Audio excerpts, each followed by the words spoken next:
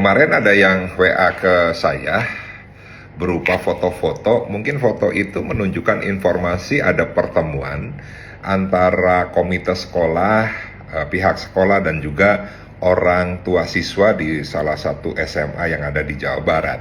Jadi informasi foto yang pertama itu berisikan kebutuhan partisipasi senilai 3.315.500.000 rupiah dibagi 349 siswa, sehingga hasilnya 9.500.000 rupiah per siswa.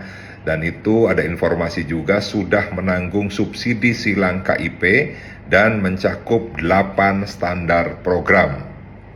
Lalu juga ada foto yang menginformasikan rekap rencana anggaran kelas 10 yang totalnya mungkin tadi sama ya.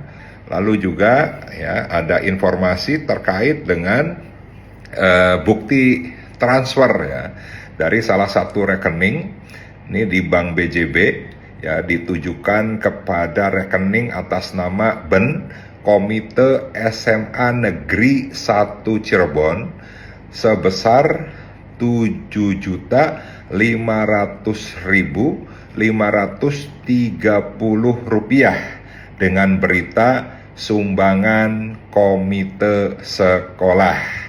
Nah, sehingga tentunya saya ingin mengetahui lebih lanjut ya, apakah partisipasi sumbangan ini benar-benar dibenarkan sesuai regulasi yang dibuat oleh pemerintah Provinsi Jawa Barat ya, CQ Dinas Pendidikan Provinsi Jawa Barat.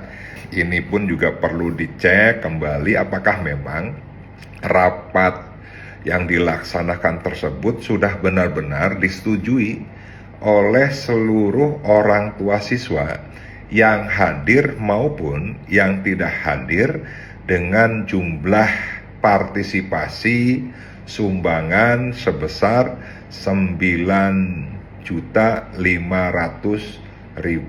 rupiah.